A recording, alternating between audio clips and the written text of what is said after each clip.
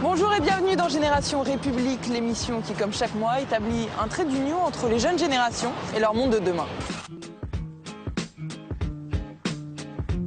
Et ce mois-ci, nous sommes venus à la rencontre d'étudiants en prépa littéraire, ici, au lycée Hélène Boucher, à Paris, dans le 20e, et nous allons parler d'immigration.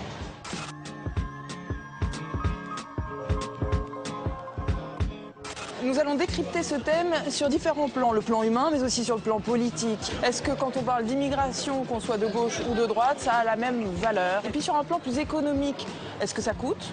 Est-ce que ça rapporte? Et enfin, quid de l'immigration dans un monde globalisé? Les frontières ont-elles encore un sens?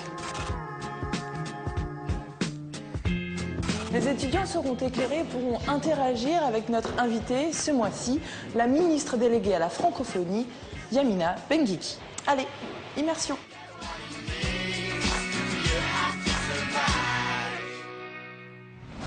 Merci d'être là. Je voudrais qu'on aborde la question de l'immigration d'abord sur un plan plus personnel, plus intime. C'est quoi un immigré pour toi, Marie? Déjà, moi, je considère un peu on pourrait dire qu'on est un peu tous des immigrés parce qu'on a tous dans notre... Enfin, peut-être pas tous, mais dans la majorité, on a quand même quelqu'un dans notre famille qui venait d'un pays X ou Y et qui finalement s'est retrouvé en France il y a 4 générations, 5 générations. Donc du coup, on vient tous de partout et de nulle part en même temps. Donc... Et toi, dans ta famille? Moi, c'est mes grands-parents qui étaient italiens. Une richesse, ça représente une richesse, une moi, fierté, oui. quelque chose qui t'anime? Pour moi, oui, clairement, une richesse, une fierté aussi. Parce que se dire qu'on, dans sa famille, on a changé de pays, changé de culture, et surtout dans des époques un peu difficiles, parce que mes grands-parents sont arrivés après la Seconde Guerre mondiale. Donc du coup, pour moi, ça c'est une richesse de se dire qu'ils ont réussi à s'en sortir et de voir où ma famille en est arrivée maintenant. Naomi, quand on parle de l'immigration, qu'est-ce que ça t'évoque? Tout d'abord, moi, ça évoque ma famille, parce que j'ai des origines étrangères. Et j'ai ma grand-mère qui vient du Vietnam et mon grand-père qui vient d'Inde. Et donc, c'est des... oui, c'est des racines qui m'apportent une grande richesse dans la culture en général et dans ma vie, dans ma façon de voir les choses. Et ça m'évoque des problèmes d'actualité. Clara, quand on entend Naomi qui parle de l'immigration comme ça, en ouvrant cette émission, à la fois sur un plan personnel, ça représente une richesse. Et dès que c'est un sujet plus de société, on en parle comme un problème. Si on pose aujourd'hui le problème de l'immigration, c'est parce qu'il y a des gens qui ont du mal à vivre, entre parenthèses, avec des étrangers, ceux qui considèrent comme étant des étrangers, alors que d'autres, justement, considèrent ça comme une richesse. S'il y a un problème avec l'immigration, c'est vraiment celui de l'intégration, parce que en soi, un immigré qui est arrivé en France, qui s'est intégré et qui a pris la nationalité française, il va uniquement apporter sa culture et son travail à la France. Il n'y a pas de problème en soi avec l'immigration. Le problème, c'est qu'il faut réussir l'intégration et que c'est que comme ça qu'on peut se permettre de continuer une immigration forte. Yamina Benguigui, bonjour. Bonjour. Merci de nous faire l'honneur d'être avec nous. Qu'est-ce que vous en pensez lorsque chacun parle de sa vie personnelle, de son histoire, de ses racines? Il y a tout de suite le mot richesse et fierté qui ressort. Et par contre, dès qu'on aborde la question de l'immigration, on adosse le mot problème puisque le mot question d'immigration. Il faut vraiment remettre les choses dans leur contexte. L'immigré comme une personne intégrée n'était pas pensé dans la tête des politiques, ni même quelque part du français. L'immigration de travail n'avait pas vocation à se stabiliser dans la société d'accueil. Lorsqu'on décide de déplacer les femmes, on a changé l'immigration de travail en immigration de peuplement. On n'a pas vu les problèmes d'école, on n'a pas vu les problèmes de logement. On a aussi créé des ghettos parce qu'on a mis dans des tours les familles par rapport à leur langue maternelle. Vous parlez Wolof, je vous mets dans la tour du Wolof. Vous parlez Kabyle, arabes, etc. On doit faire avec tous ces paramètres. On va revenir sur toutes ces questions historiques et sur les différentes politiques d'intégration et d'immigration. Mais je voudrais qu'on revienne à quand le mot apparaît finalement dans notre langage. C'est plutôt au moment où apparaissent les locomotives, les déplacements de population. C'est la fin du 19e siècle. On va regarder comment l'histoire de l'immigration s'est dessinée en France. L'immigration telle qu'on l'entend aujourd'hui commence au début du XXe siècle, alors qu'on est en phase d'industrialisation, que le taux de fécondité est au plus bas et qu'on manque de main-d'œuvre. C'est des populations des pays voisins. Il faut voir qu'en 1900, le plus fort contingent étranger, ce sont les Belges. Et juste après, c'est les Italiens. Puis, on a besoin d'immigrer pendant la guerre pour travailler dans les usines et remplacer les Français partis au front. En 14-18, on fait appel aux colonies d'Indochine et du Maghreb. Et on en a encore besoin après, entre deux guerres. Les entreprises réclament de la main-d'œuvre pour reconstruire le pays en ruine. Les industriels français affrètent des trains qui vont en Pologne, qui vont en Hongrie, qui vont en Yougoslavie pour recruter des travailleurs. Dans les années 30, les immigrés représentent 6% de la population en France, un chiffre record. Puis, on bloque tout. Sous le régime de Vichy, outre l'antisémitisme, il est interdit pour les étrangers de circuler librement.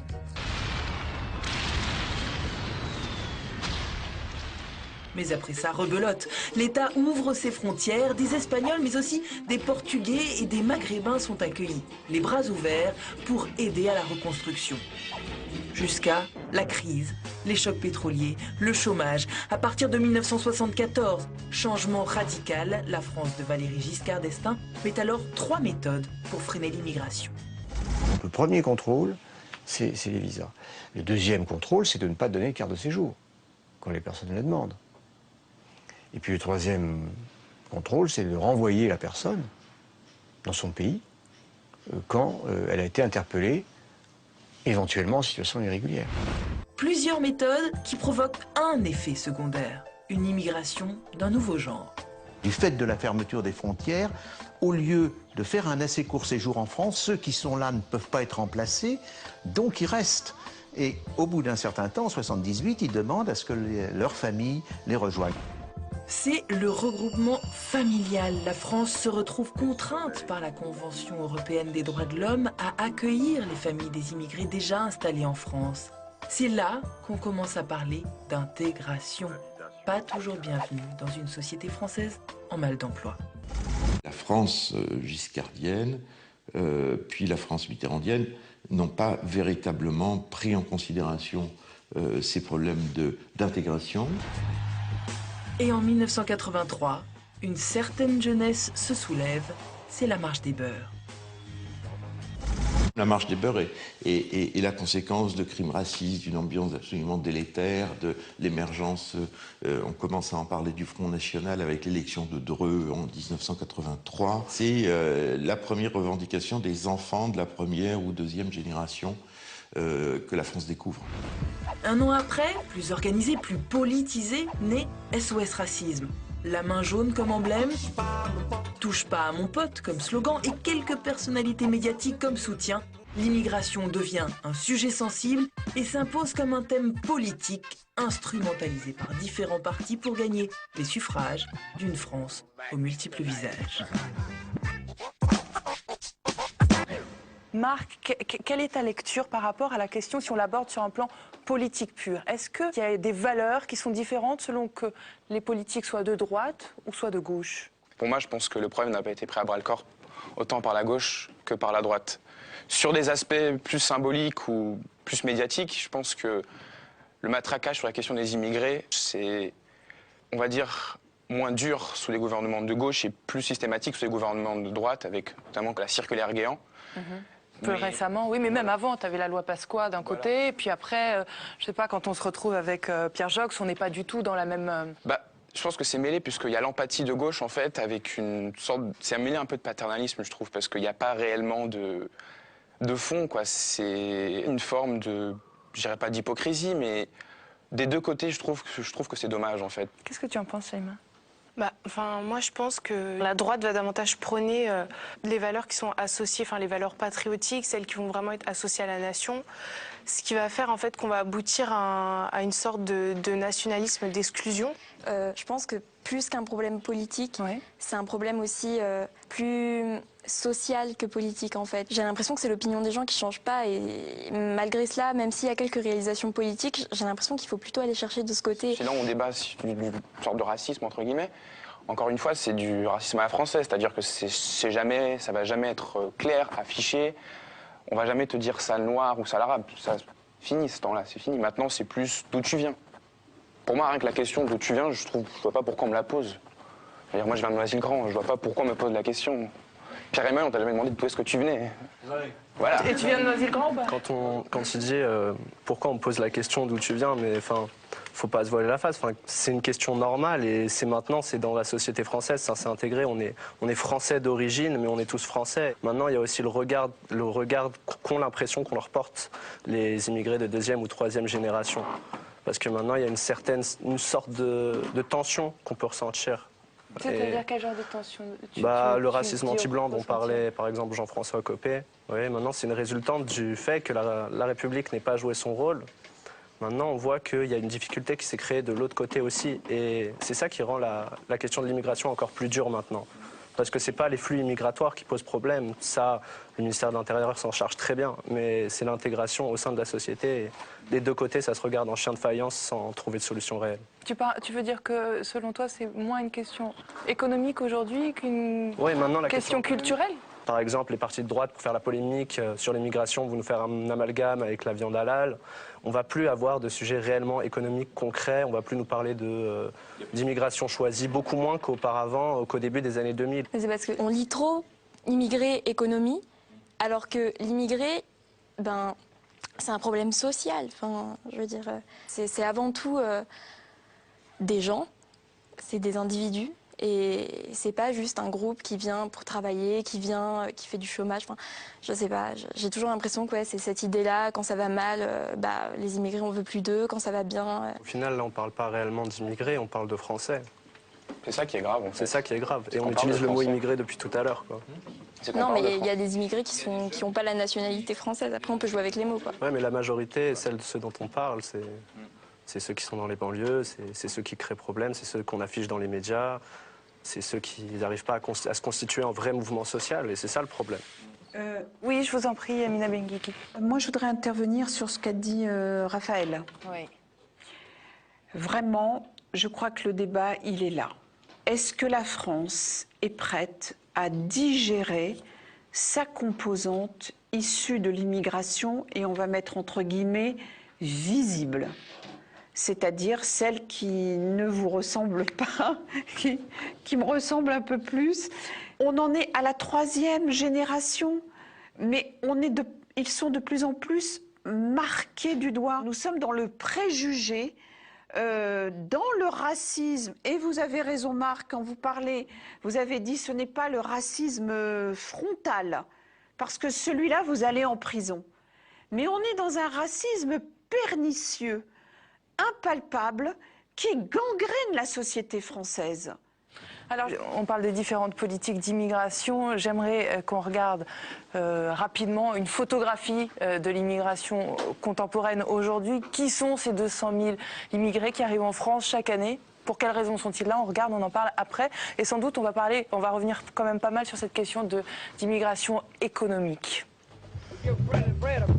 Parmi les 5 400 000 étrangers qui vivent en France aujourd'hui, la plupart vient d'Afrique, du Maghreb ou d'Afrique centrale. Un tiers est européen et depuis les années 80, il y a une diversification des lieux d'origine et l'arrivée aussi d'Asiatiques. Chaque année, ce sont quelques 200 000 personnes qui arrivent en France. 90 000 d'entre elles sont venues rejoindre leurs conjoints, leurs familles, c'est le regroupement familial. Il y a des réfugiés politiques, minoritaires, mais on compte aussi quelques 60 000 étudiants et 20 000 travailleurs migrants, plus ou moins diplômés. Vous avez à la fois 4 immigrés sur 10 actuellement en France qui n'ont pas de diplôme, mais à la fois un quart des immigrés en France est diplômé du supérieur. Et face à ces différentes réalités, quelle politique migratoire ? De l'immigration zéro, prônée par Charles Pasqua, ministre de l'Intérieur sous les gouvernements Chirac et Balladur, on assiste à un tournant avec, à la fin des années 2000, d'abord défendu par Dominique de Villepin, l'immigration choisie. Choisi est un terme ambigu parce qu'on ne sait pas si c'est choisi par les Français ou choisi par les immigrés. Mais ce qu'on veut dire par là, au fond, c'est qu'il y a une bonne immigration. On laisse une sorte de stigmate sur le reste de l'immigration. Donc de plus en plus souvent dans les années Sarkozy, on va dire on va limiter l'immigration familiale. Au total, l'immigration de travail a un peu augmenté sous M. Sarkozy, mais pas tellement. Et la proportion, si vous voulez, dans l'immigration, la place de la vie familiale reste dominante. Tournant surtout rhétorique donc, mais aussi tactique, lorsqu'en 2007, Nicolas Sarkozy crée un ministère de l'immigration, de l'intégration et de l'identité nationale. Ça revenait justement à opposer l'immigration à quelque chose. Alors qu'est-ce que c'est l'identité nationale? Donc on a commencé à employer des termes déplaisants comme français de souche. Donc ça revenait à traiter deux populations comme étant séparées alors qu'elles sont en cours de fusion. Les contrôles aux frontières se multiplient, les naturalisations se raréfient. Il y en a 2 fois moins sous la présidence de Nicolas Sarkozy, qui a confié au préfet, donc au département, le pouvoir de décider qui aura la nationalité française. Jusque-là, c'était centralisé au niveau de l'État. L'objectif, et c'est l'objectif qui a été atteint par M. Sarkozy et conforté par M. Hollande, c'est de rattacher au ministère de l'Intérieur l'immigration, la nationalité, etc., ce qui ne s'était jamais fait dans notre histoire. Donc maintenant, c'est la police qui dirige l'immigration et la nationalité. Et vous, qu'en pensez-vous? Qui veut intervenir? Marc? Vraiment, je me pose la question, je comprends pas quelle est la volonté politique de faire ça, en fait, je comprends pas. Ouais. Vraiment, je comprends pas, je vois pas quel est l'intérêt politique, quel est l'intérêt social. Ça n'a jamais été évident d'obtenir la nationalité française. C'est-à-dire, je parle pas de moi, mais je parle de ma mère qui a demandé la nationalité française. C'est véritablement un parcours du combattant, en fait. Mais ça, c'est avant le changement qui a été fait sous Sarkozy, en fait. Quand c'était encore centralisé. Voilà. Donc, de toute manière, c'est pas que évident. On va essayer de décourager les personnes. Un exemple tout bête, on va dire, on a besoin d'un document A, on apporte ce document, sauf qu'après, on vous dit qu'il y a un document B qui est sorti il y a une semaine, sauf que la personne n'est pas au courant et qu'il faut 1 mois pour obtenir ce document. Donc c'est des petites choses au fur et à mesure qui font que le but est de décourager les personnes. Louise? L'immigration, c'est un problème général, c'est-à-dire qui concerne... Ça redevient un problème tout de suite, là. Oui, c'est une question générale. Et être français, c'est pas une question de localisation, justement. Être français, c'est le pays tout entier. C'est à partir du moment où on prend en compte une localité, ça veut dire d'une certaine manière, on réduit l'échelle. Et pour moi, être français, c'est une question générale et qui doit être...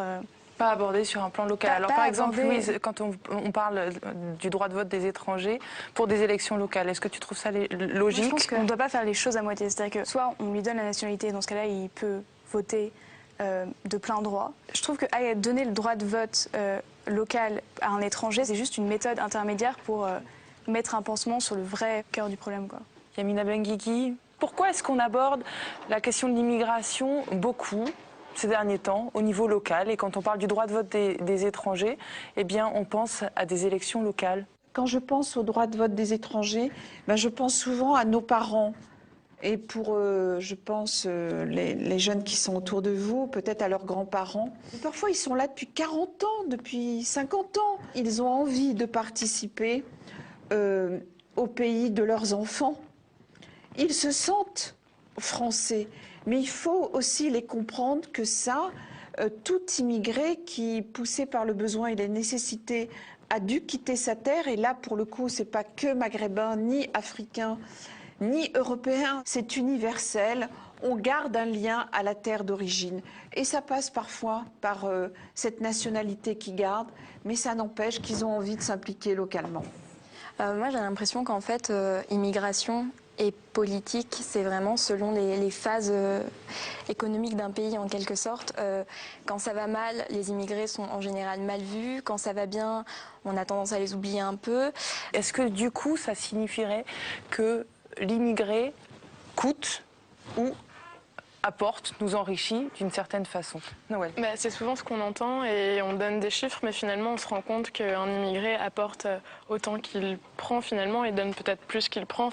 Un exemple, un immigré aura plus de facilité à accepter un emploi précaire qu'un Français. Et on le voit bien aujourd'hui, que ce soit dans les restaurants ou tous les emplois précaires qui puissent exister, on y retrouvera plus facilement des immigrés. Et dès lors, il y a une stigmatisation qui se fait en fonction de ces personnes, c'est-à-dire ces personnes n'ont pas fait d'études, ces personnes ne sont pas diplômées, ne se sont pas données à l'école, mais finalement ont eu des diplômes, mais sont contraints d'accepter ces emplois-là que les Français, certains Français n'accepteront pas. Yamina Benguigui, vous souhaitez intervenir par rapport à tout ce qui vient d'être dit par nos étudiants? Il ne faut pas oublier l'origine de la présence de cet immigré, finalement. Il est lié complètement à l'immigration de travail. Et encore une fois, au lendemain des colonies, c'était les 30 Glorieuses et on avait besoin de bras et de jambes.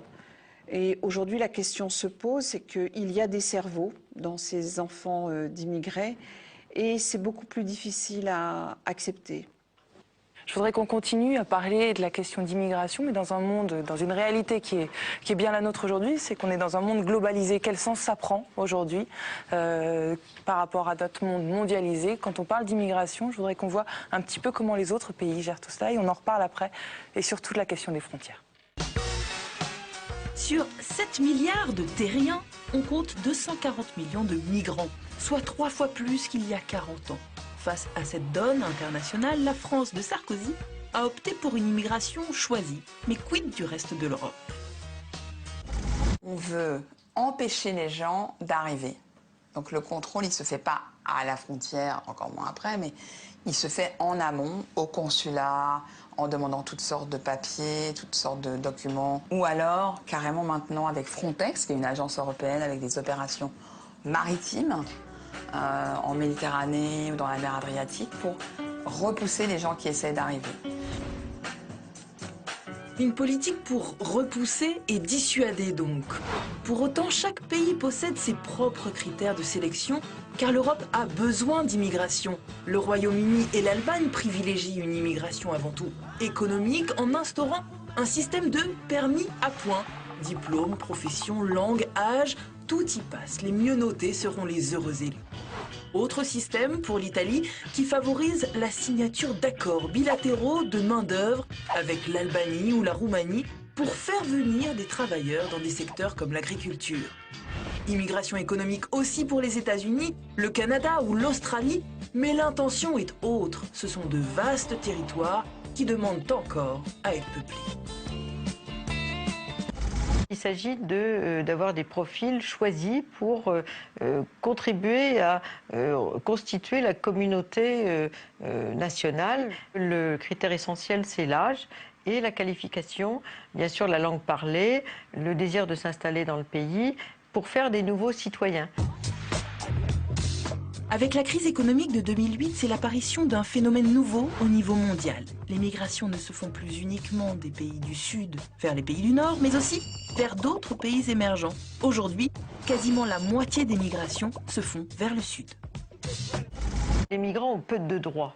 Et ça, c'est la grande différence quand même avec les pays du Nord, même s'il y a beaucoup d'atteintes aux droits de l'homme dans les pays dits du Nord. Au Sud, dans l'ensemble, beaucoup de migrations se font dans la clandestinité totale, parce qu'il n'y a pas de politique migratoire. Et puis, pour les autres, quand c'est vraiment une immigration de travail, ce qui est le cas par exemple des pays du Golfe, là, on est traité comme une main-d'œuvre presque servile. Et devant ces chassés croisés de la population, la question se pose. Les frontières ont-elles vraiment encore un sens?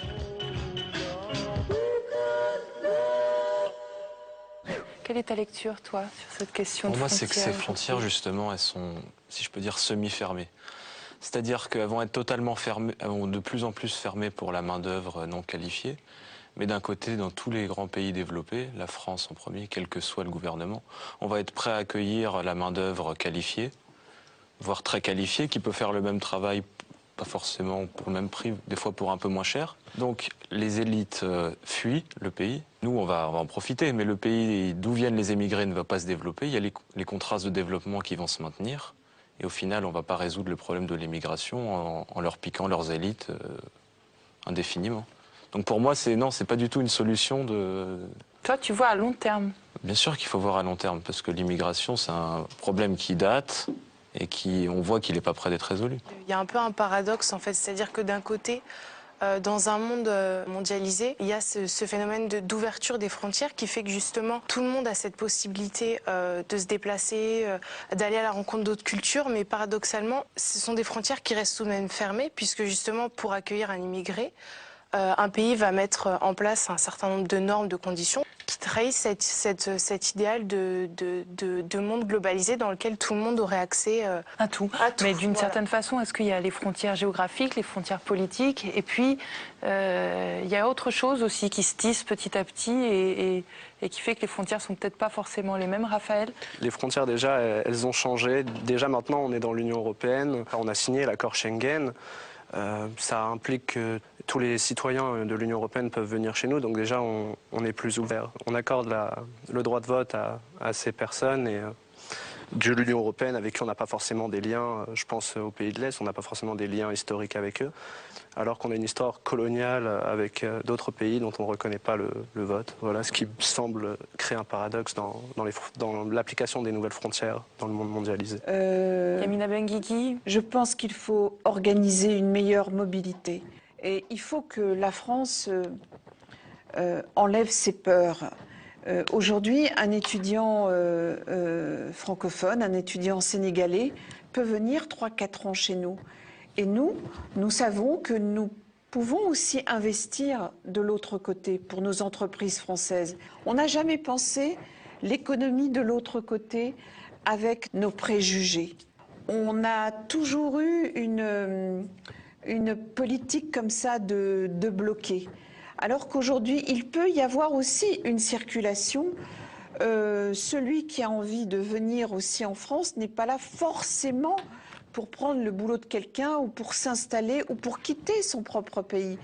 Nous devons aussi d'aider à ce développement-là.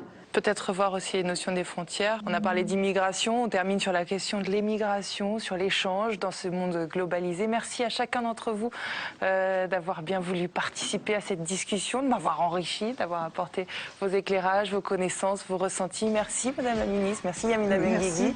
Et puis à bientôt. À bientôt.